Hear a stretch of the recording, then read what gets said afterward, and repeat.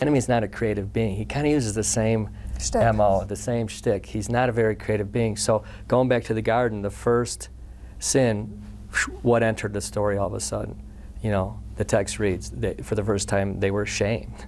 From being naked and not ashamed, you know, intimacy, know and be fully known. They went from naked and not ashamed to experience shame. You know, they experienced fear. The text reads, they were afraid. So how do they respond to shame and fear? They controlled.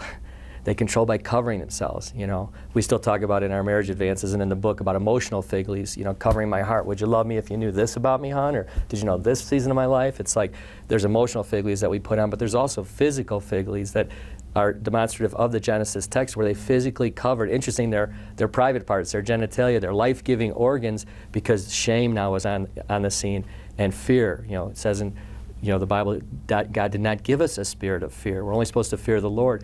Yet oftentimes when shame opens the door, now specifically addressing an adolescent who might be experimenting with pornography, it's leading to masturbation. That becomes more of a compulsive issue where it's acted out regularly. What's really the underlying more the root? Shame.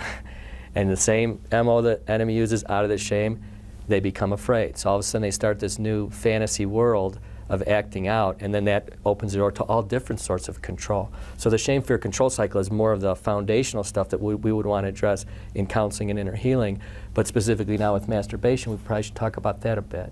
Well, I think about masturbation, that's such a controversial issue, and one of the things we say all the time to people, if you went to 10 or 15 Christian speakers, Christian counselors, Christian seminars, you might hear 10 different things. Some Christian counselors might say boys will be boys, girls will be girls, we're created sexually, it's harmless experimentation, which it might start out like that, because remember, we are created as sexual beings. It might start out as harmless temptation, but they the may enemy think it's harmless. Yeah, the enemy lures us in, and back to your shame, fear, and control cycle, the enemy loves that cycle in our lives. He uses harmless things that we start to do, maybe with a childlike mind, and then he pulls us into shame, and then we're afraid to tell someone, we're afraid to tell our parents, afraid to tell other people, and we start to get shame-ridden.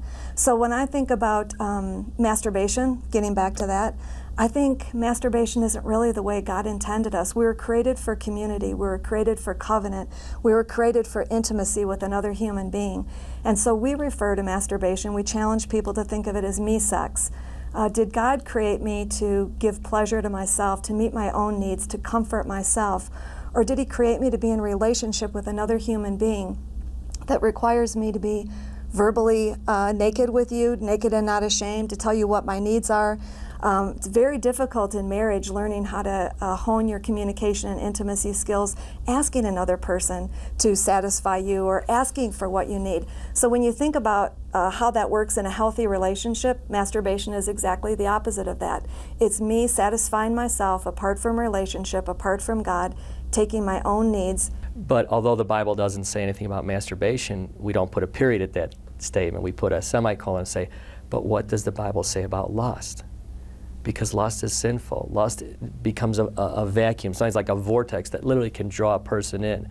Usually starting with their mind, you know, that's why we're told to renew our minds to get out of lustful situations. But the lust is sinful, and so then we just put it back on their plate and say, so who can masturbate without lusting? Well, and even to make it more practical, I think about if you break down the whole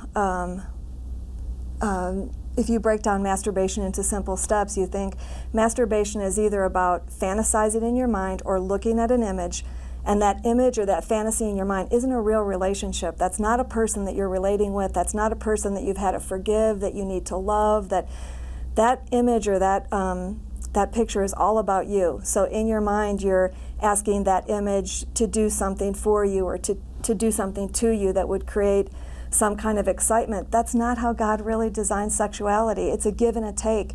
It's serving one another.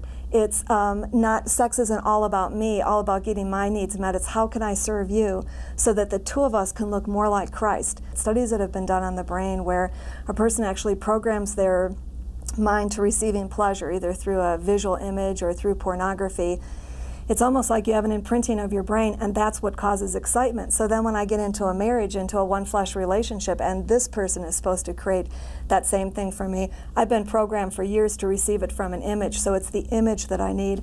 And I think that one thing that we don't learn about in a balanced way is that pornography and sexual images in our mind, it's progressive. What excites me today, I'm going to need much more tomorrow to excite me. And that's just not the way that God designed it.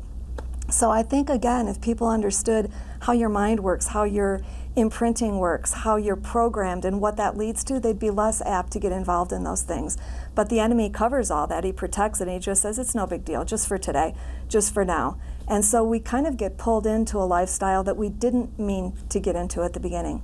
A woman might say, I feel so rejected by my husband because really when we're having sex, he's visualizing someone else. So it's not about me, he's rejecting me. So I'm going to control him by not needing him. I'm going to make a decision not to need him. I'm going to cut myself off emotionally. And see, we start to see the beginning of the enemy's strategy of two people in covenant who are supposed to be receiving pleasure and comfort from one another. Yeah. There's really a huge wall in between us. And we're both being pleasured through some other way, on our own, back to me sex, back to our fantasy life.